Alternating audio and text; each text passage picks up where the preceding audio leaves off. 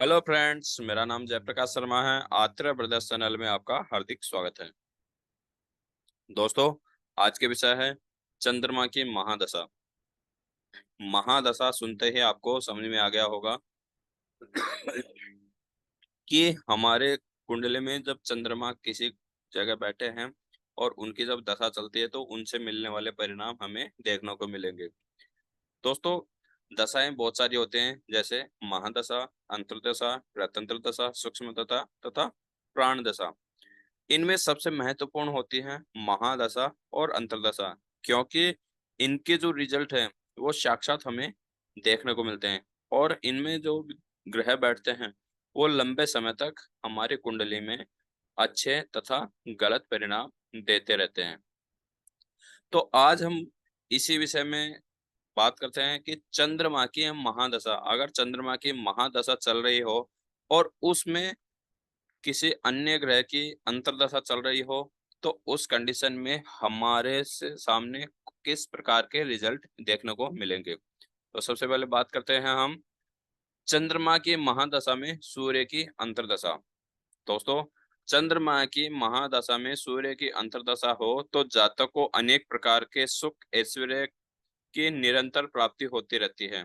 शत्रुओं का नाश होता है, रोग नष्ट होते हैं तथा समाज में प्रभाव बढ़ता है।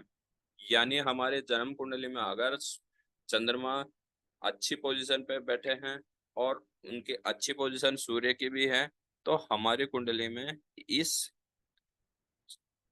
योग इस महादशा का अच्छा परिणाम देखने को मिलेगा। उसके बाद बात करते हैं हम, नेक्स्ट है चंद्रमा की महादशा में चंद्रमा की अंतर्दशा। चंद्रमा की महादशा में चंद्रमा की अंतर्दशा हो तो जातक को निद्रा बहुत आती है, उसे आत्म पक्ष में लाभ एवं कल्याण की प्राप्ति होती है। जातक को वस्त्राभूषण, स्त्री पुत्र आदि का लाभ होता है। फिर बात करते हैं हम, नेक्स्ट चंद्रमा की महादशा में मंगल की अंतर्दशा। दोस्तों, चंद्रमा की जब महादशा होती है और उसमें मंगल की अंतर्दशा हो तो जातक को अग्नि भय, पदोन्नति तथा अन्य प्रकार के कष्ट उठाने पड़ते हैं। साथ ही वह मंदाग्नि एवं पितृजन्य व्याधियों से पीड़ित रहता है। फिर बात करते हैं हम, नेक्स्ट है चंद्रमा की महादशा में बुध की अंतर्दशा। चंद्रमा की महादशा में बुध की अंतर्दशा हो तो जातक को हाथी, घोड़ा, गाय, वाहन, धन आदि अनेक प्रकार के वस्तुओं की प्राप्ति होती है। उसे सभी तरह के भौतिक सुख भी मिलते हैं। यानी चंद्रमा की महादशा में अगर बुध देव भी बैठते हैं तो हमें अच्छे परिणाम देखने को मिलते हैं। उसके बाद बात करते हैं हम, चंद्रमा की महादशा में गुरुदेव की अंतर्दशा हो तो ऐसी कंडीशन में जातक को धर्माधर्म का विशेष विचार रहता है। वह सभी प्रकार के सुखी रहता है। उसे वस्त्राभूषण आदि की भी प्राप्ति होती है। फिर बात करते हैं हम, चंद्रमा की महादशा में शुक्र की अंतर्दशा हो तो जातक के घर में कन्या का जन्म होता है। उसे मणि मुक्त हार आदि की प्राप्ति होती है। अनेक स्त्रियों के साथ उसका संपर्क रहता है।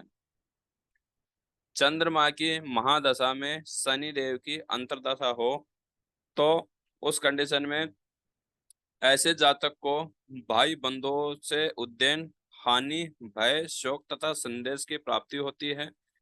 व्यसनों के कारण उसे कष्ट उठाना पड़ता है तथा अनेक प्रकार के दोष उपस्थित हो जाते हैं।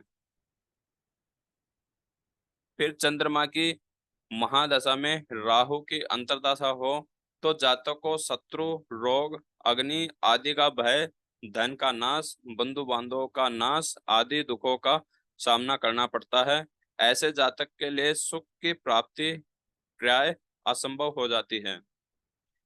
यानी राहु की महादशा जब चलती है उस समय सुख की तो दूर दूर तक वो ही नहीं रहता कि हमें सुख मिल सकता है, किसी न किसी कारण से दुख मिलता है।